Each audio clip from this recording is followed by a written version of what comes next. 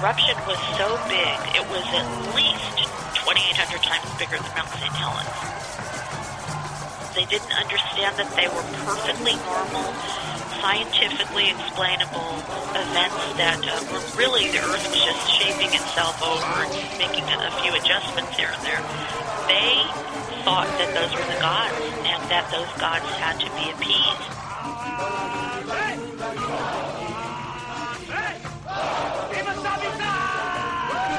Now that sort of stuff, that's not going on nowadays. I hope not. We can't focus on preventing them. What has to be focused on is surviving.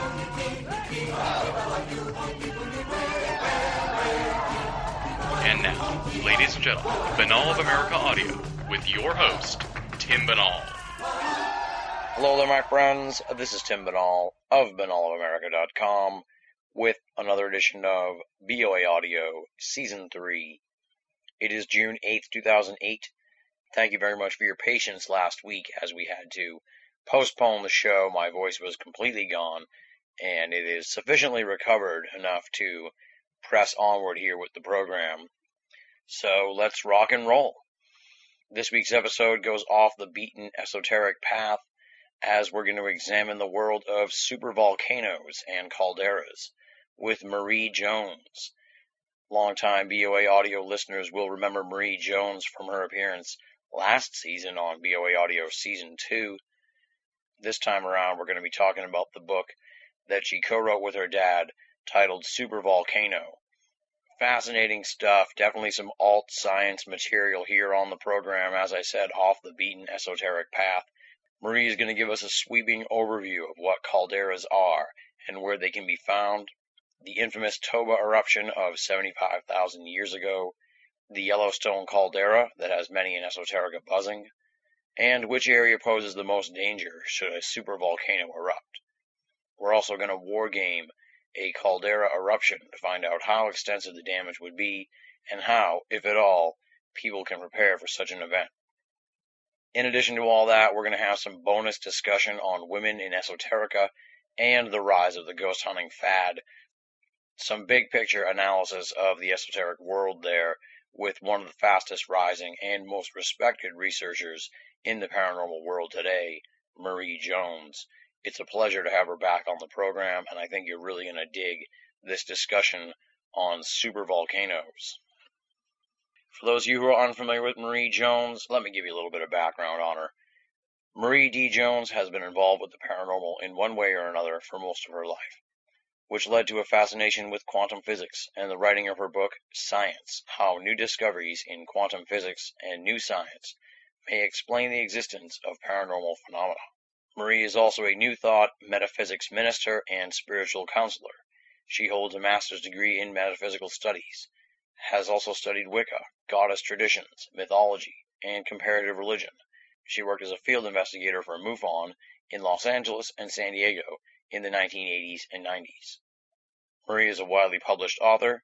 Her book, Looking for God in All the Wrong Places, was chosen as the best spiritual religious book of 2003 by the popular book review website Rebecca'sReads.com, and the book made the top 10 of 2003 list at MyShelf.com.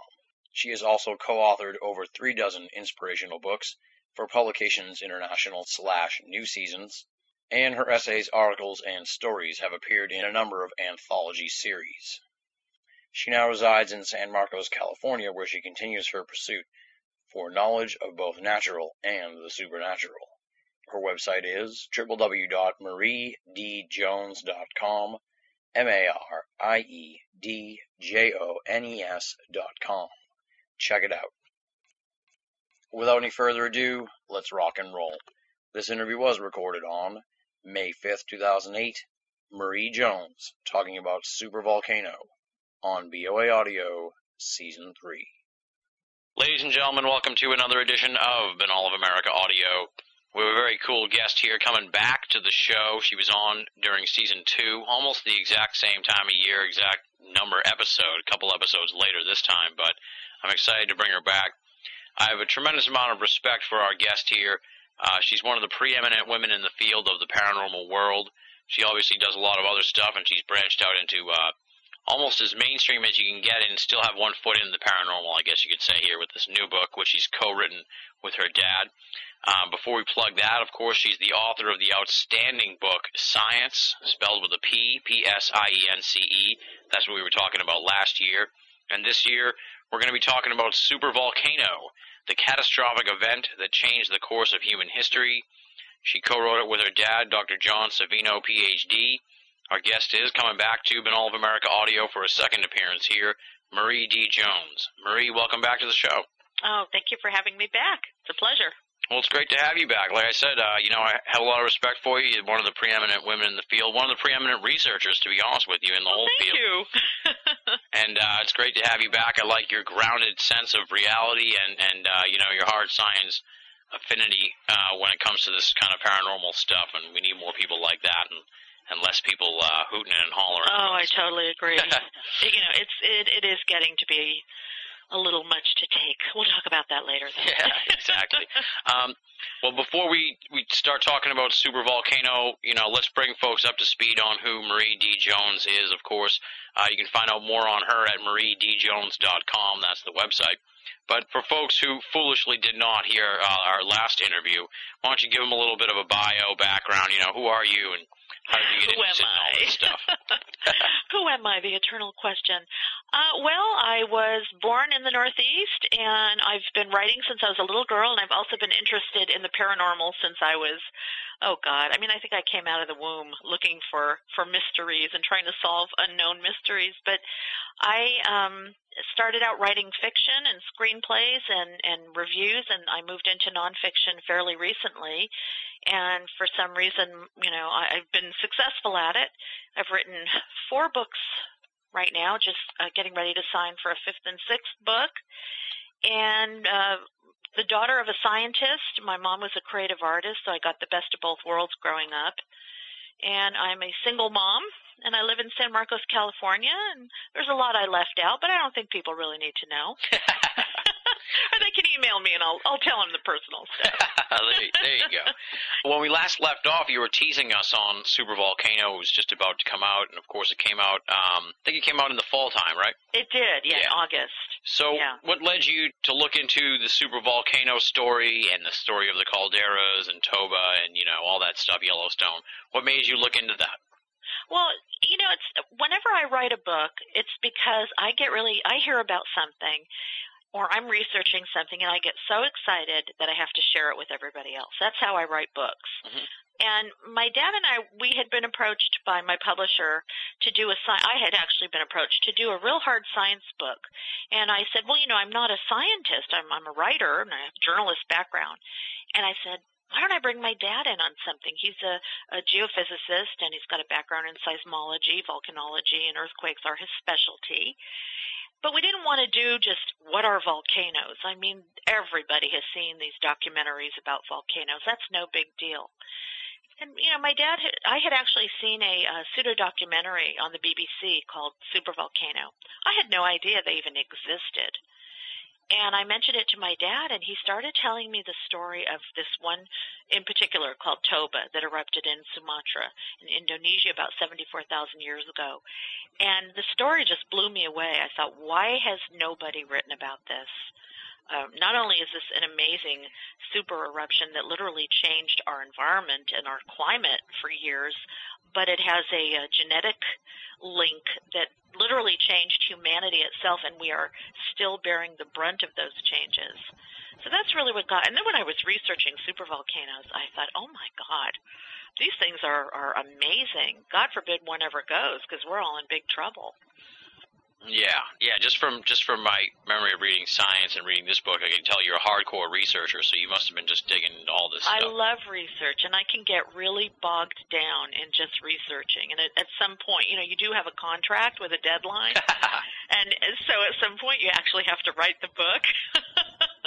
But yeah, I just, I had all these books on volcanoes and genetics and all kinds of stuff, and it was like, wow, nobody knows what supervolcanoes are. This is amazing. One of the cool things, I guess, about the book is that you did write it with your dad, and we've seen a lot of, husband and wife pairings, but not too many father and daughter pairings writing a book in this genre and, in the paranormal field, even though this is sort of not even that paranormal. It's more hard science. But I call it, I call it parascience, maybe. There you go. Well, what was it like working with your dad? What was that sort of experience like? Because, some people who would have to write a book with their dad or even work on a project with their dad, I think, they'd be pulling their hair out. So that must have gone smoothly for you, though. It did. There were some exceptions in mainly that, we had decided early on that I would handle the genetics, the volcanoes in the past, the history and religion. I would handle certain chapters, preparedness, and that my dad would handle the real technical, hard scientific and statistical stuff. So it concerned me, are these going to gel when we put them together? Because my dad is a widely published in the scientific world, he's written a lot of papers that have been published in scientific journals. And it was really cool because he is a great writer. He's creative. He's funny. I told him I write humor. I could be writing about Armageddon. I'm going to find something funny about it. And he managed to find some humor even in this, amazingly apocalyptic subject matter of supervolcanoes. The stress comes from just, having to go back and forth under a deadline and the pressure of, especially for my dad because he'd never done it before. And I think, he probably felt the pressure, but I think he liked it enough because he keeps asking me when we're going to write something else. And that's the first time I've written with a partner. I actually write screenplays. I have a screenwriting partner. But that was the first book I ever wrote, and I'm actually writing a book now with Larry Flaxman, who you interviewed from Our Past. And, it's a paranormal book. It's something new for me. I'm a real lone wolf, and I'm used to flying solo. But it's a fun experience to have two heads instead of one. Yeah, it's a different scenario when you're collaborating like that, but it sounds like you had a good time. And it really helps, too, if you're writing something where the other person can really bring a lot to the table that you can't. Like with my dad, I understand geophysics and seismology. I grew up on it, but I can't get into it the way he can. I mean, he can fire off statistics and dates and events off the top of his head, and he understands the depth of what goes on when there is a volcanic eruption. So that was the real blessing, is I got to tell two different sides of the story. Yeah. Now, diving into the supervolcano book, let's start people out with a little volcano 101, if you will, just sort of, because, the popular conception is just from what they see on TV or the cartoons, I guess, right. or the science fair projects of volcanoes, but there's a lot more to it than that, and I was surprised that the caldera and a supervolcano, those are kind of the same thing, right? It is. There are actually about six agreed upon different types of volcanoes. And one is the lava dome, which is Mount St. Helens is a perfect example of. It's the one that we all love and it is near and dear to our heart because we recognize it so easily. There are shield volcanoes, which Mauna Loa and most of the Hawaiian volcanoes, including Kilauea, are shield volcanoes. And they're just sort of continuously spewing lava. There are stratovolcanoes, and Mount Rainier and Mount Shasta are good examples of that. These are built up of layers of lava and debris over time. There are cinder cones, and Mount Tabor and Mount Zion are cinder cones. There are flood basalts, and these the Siberian traps in Siberia is a good example of this. And then there are the calderas, and these are the big ones. These are actual large depressions that are created when the ground literally collapses or implodes because of magma pressure that builds up and is then escaping through vents throughout the caldera. And you have the entire floor collapse, and that's what creates the depression. And those alone can create a supervolcano. No other type of volcano builds up enough pressure over a long enough period of time to be able to cause the extensive damage of a supervolcano. It seems like like when you're getting a pimple when it's just sort of like the thing under your skin before it starts to build up. Is that kind of the scenario there? Yeah, that's like the typical volcano would be like that, and it's violent certainly, but it's very localized. the pressure is all building upwards into the cone, and then it escapes through the vent, the hole at the top. I mean, I'm being real simplistic here, but with a caldera, Yellowstone is a good example.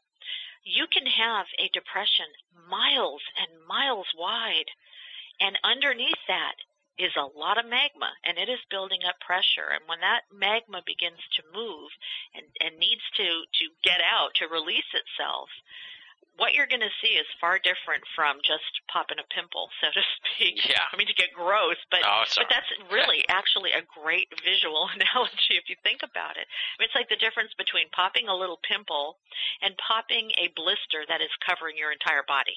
Yeah. Let's put it that way. Ouch. Let's get really gross with this. So it's just the sheer volume of magma beneath the caldera, and the fact that most calderas are very, very big in width and length. I mean, most of them are lakes because they're so big that they tend to suck water in and fill them and become lakes. Yeah, when it finally bursts, that whole area pretty much goes, right? Well, what happens is the magma will release itself through vents, and it might choose to start, pops one hole in the caldera floor and it vents. Chances are the magma has enough pressure, it's going to open up quite a few vents. Well, at some point, you're going to compromise the rim of that whole caldera because you've got so much going on, so much rock is being blown away, that eventually the whole caldera floor will drop down. I mean, once the magma is gone, what's holding it up? It's like if you go into a parking garage and it's held up by 6 columns, and all 6 columns are taken out by cars that run into them, that parking structure is going to drop. Yeah. Because there's nothing there to hold it up anymore. That's pretty much what is happening when a caldera erupts. All right. Sounds good or bad. I'm not sure yet. But And then the name supervolcano just sort of is attached to the caldera thing because that's like the highest magnitude of volcanic explosion there is, right? It is, and the term supervolcano is fairly recent. It was actually used a few decades ago in a working group study with the USGS in England, and that term actually was coined by a producer who knew what was going on and was discussing, what are these potential supervolcanoes. And before that, they were just known to be these devastating eruptions that caused miniature ice ages to occur and literally altered our climate for years at a time. And they're always associated with calderas. So if you don't live near a caldera, I would say you're in luck, but the thing is that these are so big that they're going to affect everybody. Yeah. Even if it's Lake Taupo in New Zealand that blows, we're going to be affected. Yeah, that's something I was going to ask you about when we get to the potential scenarios. But how many of these calderas would you say are around the world? We know about the one in Yellowstone, of course. That seems to be like the most famous as far as the mainstream goes. But what about how many are there? Are there a lot? Should people be concerned? Yeah, this drove my dad and I crazy because there are lists that say that there are approximately 40 supervolcanoes in the world. And we were able to find some lists that, told which of the biggest and most famous, but we couldn't figure out where they all were. And one of the reasons is there are actually supervolcanoes being discovered every year. There were just a couple discovered up in the Andes, I believe in Chile, or it might have been Peru. And what happens is they're so big. I mean, nobody knew Yellowstone was a caldera until somebody flew over it and looked down and said, wait a minute, this isn't just a big valley. So the associations between a big depression, a big caldera, and whether or not it's volcanic, I mean, that's been a long time coming, and we're still discovering them. But the biggest would be Toba, which erupted 74,000 years ago, Yellowstone, Long Valley, California, which is probably the deadliest, and we can talk about that later as to why, Lake Taupo, New Zealand, I hope I'm pronouncing this right, Campe Flegrei off the coast of Italy, La Garita in Colorado, which is the biggest that we know of in the last 28 million years, but thankfully is an extinct supervolcano. There's one in New Mexico, and the name right now escapes me. And Iceland, Russia, I mean, they're all over the place. Yeah. The ones that we're concerned about are the ones that are due. Lake Taupo, New Zealand, erupted 28,000 years ago. We're not worried about that. Toba, we're not really worried about. It takes a long time for that magma to reintroduce itself. But Yellowstone and Long Valley, California are two that are definitely thought to be ready to go at some point. Oh, boy. I'm glad I live on the East Coast. Well, it doesn't really matter because, it's hard to talk about and, to sort of keep a sense of humor. The good thing is that these things don't happen very often. Yeah. Well, let's talk about the Toba eruption, because that's sort of like the basis for the book, or at least the starting point, I guess you could say, of the book. And like you said, what piqued your interest in the subject. Tell people about the Toba eruption and the after effects of all that. What's so fascinating about Toba, it's a gorgeous, gorgeous lake, and we found a travel agent who had a beautiful picture of it that he allowed us to use in the book. And I mean, it's just the most tranquil, beautiful place you'd ever want to go. But 74,000 years ago, it erupted, and the eruption was so big, it was at least 2,800 times bigger than Mount St. Helens. Wow. In the amount of debris that it sent out, ash, pyroclastic flow, rock, you name it. And, at the time, what made Toba so important, there are two things. It so drastically altered the climate that it created a mini ice age, and that is simply because of the amount of ash and toxic gases that were sent into the atmosphere. Not only did they affect the northern hemisphere, but they eventually make it into the southern hemisphere, and pretty much killed 80 to 90% of all life thought at the time. Wow. But even more interesting than that is what it did genetically to human beings, because at the time Toba erupted, it is believed that there were maybe about 100,000 humans on the planet. And they were all in a very localized region. We had emerged out of Africa before, but right now we were kind of all in a sort of region known as the Middle East African area. Okay, that's where we were centered. Okay. There were Homo sapiens, there were Homo erectus, there was Neanderthalis, and there was Homo florensis, and I hope I'm pronouncing that right. So there were 4 different subtypes of humans at the time. Toba erupted and created what is called a population bottleneck. And what that means is that enough people were killed that it drastically altered the population down to maybe, the estimates are 2,000 to 8,000 individuals were left. Wow. And what happens when you have so few breeding individuals is that later on down the road, you start to see genetic anomalies that we are now, all this time later, able to look at.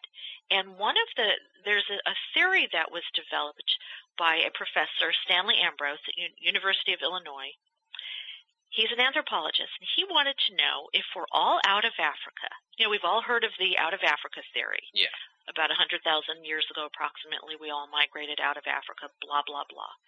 Well, his question was, if we're all out of Africa, why don't we all look African? If our DNA is all so incredibly identical, I mean, it's just so similar, why do we all look so different now? And when he found out about Toba, he was actually listening to a lecture by, I believe, Stephen Self and Michael Rampino, 2 seismologists. And when he heard that, he put 2 and 2 together and realized that Toba, the eruption of Toba, could have been the trigger for this population bottleneck that literally genetically altered us forever. And it perfectly explains why our genetic variation is so low, meaning that our DNA is so similar, yet our differentiation is so high.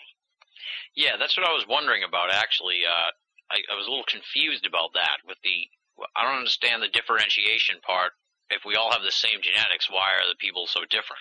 Exactly, and even though this theory, it's called the Toba catastrophe theory, and it's being very widely accepted because there's a lot of genetic research with mitochondrial DNA, which is the matrilineal line, but also with the patrilineal line of DNA that is backing this up. Still have some people that are insisting, no, it had nothing to do with it, just, a coincidence.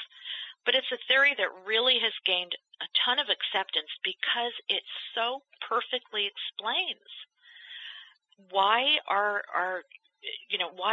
human species looks the way it does on the outside, which is, we have such an incredible amount of diversity, and yet genetically we're identical. And is the diversity caused just by people moving around other places? What happens? Basically, after you have a population bottleneck where your species almost goes extinct. Yeah. What happened afterwards, and there again is genetic evidence of this, you have population explosions because it's like nature's trying to make up for lost time. Okay. But people are breeding basically with the same groups. So, it's not necessarily inbreeding, although I'm sure there was inbreeding, because if it did go only down to 2,000 individuals and they're spread out over a little bit of a region there, you're going to have some inbreeding. Yeah. So there was a lot of genetic anomalies that were detected, genetic drift, all kinds of things that they could see happened in the 30,000 years following Toba. Mm-hmm. It was as if suddenly our population exploded. Why? And at the same time, there was a lot of historical evidence that we did migrate out of that area and start spreading around and repopulating. And at the same time, the other three subtypes of humans went extinct, and Homo sapien carried on the flag, so to speak.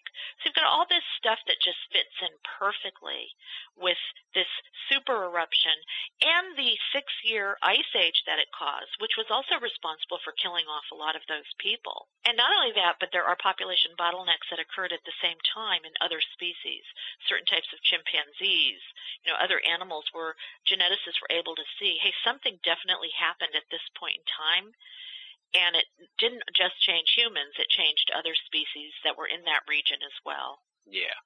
Now, have they, these volcanists and I guess genetic researchers and stuff, have they come up with any other events like the Toba event maybe that may have come along before that, like the dinosaur extinction type situation or other events? No, and I mean, what's really cool about genetics, they're able to, it's not like they can get to the day that it happened, but with genetic research using mitochondrial DNA, it's very accurate in determining when changes, in the DNA occur, when there are genetic changes. And there was nothing else that any scientist or geologist or oceanographer or climatologist could find that happened at that time, like maybe we had a flyby with a comet or, whatever. Nobody could come up with any other event other than Toba, and nobody could come up with anything big enough to do what Toba could do. It just fit it was just the perfect explanation. But what I mean by that is, like, prior to Toba, has this sort of thing happened before? Like, are we going through a cyclical type situation with these bottlenecks and stuff? I mean, it is now pretty much widely accepted that the extinction of the dinosaurs had a lot to do with supervolcanic activity. So, yes, this does happen. There have been other population bottlenecks in history. Humans have had to migrate out of certain areas and kind of start all over again. Yeah. So, yeah, definitely. And, the thing is that only now, when we have such high numbers of humans, would something like that probably never happen again. But you're talking about a time when there were so few bodies walking the planet that if something bad happened, we were at a delicate enough point in our evolution that it could have extincted us easily. Yeah. Well, we lucked out, I guess. We did, and, yeah, a lot of it is because people at that time knew how to live close to the Earth.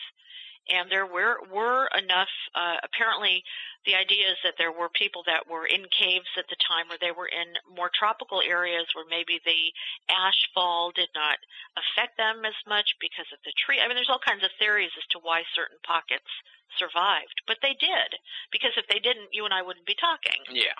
Sort of like the idea of, I don't know if it was an urban legend or not, but when the bomb went off in Hiroshima, someone standing behind a pole or something, and they made it out okay. Yeah, you just don't know. I mean, certain people have more resilience than others.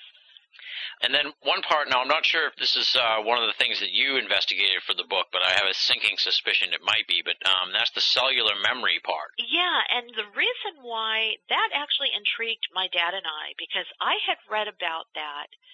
And the funny thing is there's news stories coming out now that I wish we would have had for the book when we were writing it. Yeah, it seems like the cellular memory stuff's getting even more popular lately in the last few weeks with these stories of, transplants from suicide victims causing suicides and stuff like that. But I read a book called by Joseph Christy Vitale called Watermark, and it was about an alleged near flyby that we had about 11 to 12,000 years ago with a chunk of a comet called Phaeton. And this is actually a common theory that something happened in that time frame that again caused a mini ice age and really screwed us up. Well, what I was really interested in was his take on how that affected people on a psychological level. That kind of trauma, we can't even imagine. I mean, you saw how depressed people became after 9/11. If you can imagine the kind of trauma of a supervolcano or a comet coming so close that it literally, changes the magnetic shift, it just really, that kind of fear that must have happened. Not only that, but seeing 80 to 90% of your neighbors die. Could that psychological trauma have just as strong an effect on your DNA as physical changes, physical traumas? And there's a lot of evidence that states that yes, that we carry with us emotional memory just as we do information as to what color hair we should have, how tall we should be, that our DNA is more than just about how we look. It also carries information about our physical makeup, or our psychological makeup, I should say. So that was fascinating to me. And again, there's no valid, perfect 100% proof, but there's a lot of very intriguing evidence that you see with organ donor recipients. Yeah, it's been coming out a lot lately, too, with, like I said, with the recent news stories and stuff like that. And there's always sort of been that idea of a collective group memory, Exactly. It's like the collective flood, trauma. Great flood type stuff. Collective trauma. And we have to at least throw the idea out there that when something that traumatic happens on a collective level, it is changing us. And then one part I know that you researched was the myths and legends part. And I always love myths and legends, and I know you're very interested in the religious aspects of stuff. Yeah. So let's talk about that, the volcanoes and myths and religion. I really like that. That was a fun chapter. My dad actually had some good stories about when, with Hawaii and some of the legends of Pele. And throughout, if you just look at the Bible, and there are dozens of natural disasters and catastrophes, and the way people responded to them was always with a sort of fear and reverence that they associated with being punished by the gods, or they made the volcanoes themselves the gods. And so throughout mythology of every region, whether it's Norse or Roman or Greek mythology, all of the native traditions, and even the big three, the Western traditions, volcanoes and other types of natural disasters fit right into the archetypes that we've been living by and believing in. They're actually a part of the stories that all of these religions tell. You're probably the only person I know who could answer this, but the old, cartoons and ideas that, that they throw a virgin into the volcano. Is that sort of stuff true, or is that just... Yes. Oh, wow. Yes, absolutely.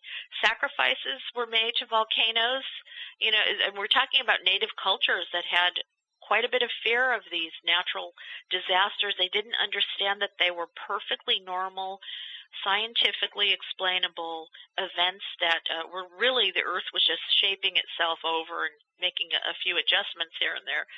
They thought that those were the gods and that those gods had to be appeased. And the only way to do that was to sacrifice a child or throw a virgin into the volcano. And interestingly, the Mayans, who everyone thinks were so advanced, and they certainly did have an advanced civilization, they believed in sacrifice too, to try to appease the gods. Huh. Now that sort of stuff, that's not going on nowadays, though. I hope not. I love those movies on the Sci-Fi Channel, where the plane crashes and the crew gets out and they're stuck in the jungle, and it's some ancient tribal cult that's still sacrificed. It could be going on out there. We have indigenous tribes that nobody's ever really spent much time with. Yeah, I'm thinking of that. I know cannibalism is still around. Oh, boy. Well, I'm thinking of that Tom Hanks movie there, Joe versus the Volcano. Oh, yeah. Well, hopefully we have enough of an understanding now that the Earth has nothing personal. This stuff is not personal. Yeah. It's not an affront to humanity. And now you say Long Valley is the most dangerous of the potential calderas. Well, why, I guess, is the question, really. Why is that the most dangerous? Well, it's not the biggest. The Yellowstone, the main caldera at Yellowstone is bigger. But there's a misunderstanding about Yellowstone that my dad, really wanted to clear up in the book, and he's very adamant that people know this.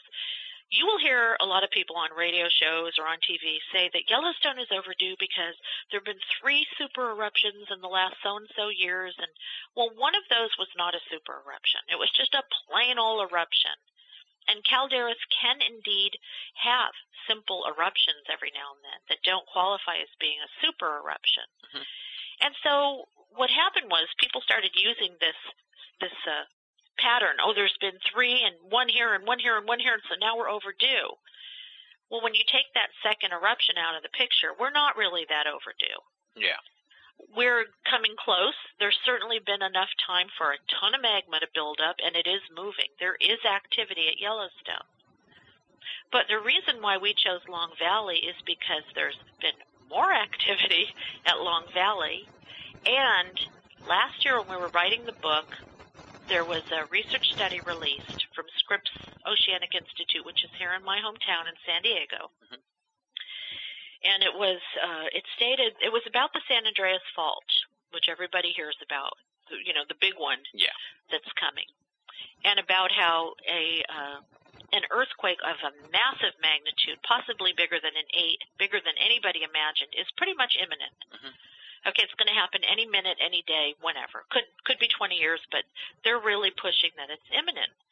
And what came out of this was that Long Valley is close enough to this section of the San Andreas Fault, and in fact shares some geologic connection with that area, that if the San Andreas were to go, and if it were to be big enough, it could potentially trigger a super eruption at Long Valley. Now, you can't say the same about Yellowstone because you don't have the geological connections and the distance too great. And there are no massive fault lines near Yellowstone. There's a lot of big earthquakes that they have all the time, but nothing like what could potentially happen here in Southern California. And Long Valley is in Central California. So if that part of the San Andreas goes, that ground is going to be shaken like crazy, and if that magma gets the opportunity to blow a few vent holes in the caldera floor, boom. Yeah. And I'm sure just the population levels are so high there in California as compared to around Yellowstone. Absolutely. I mean, we've got major urban centers here, and not to mention the fact that for those of us that live on the coast, as I do, we would be completely cut off from getting away. I mean, if we could go north and south, but really, actually, I wouldn't be able to go north. So, Yellowstone is a little more in an area where you might be able to go north, south, east, or west, depending on where the direction of the ash flow. But really, for California, we would become so isolated, even if we did survive. And really, people within 500 miles of the event would not likely survive. Oh, wow. It's that bad, huh? Yeah. Oh, yeah. Yikes. You came to stop the anger of the Wu? Yeah. Tonight we will have a big feast. And then at the end of the feast, you will climb to the top of the big Wu and you will jump in, okay? Okay. You're listening to Binnall of America Audio. Take me to the volcano!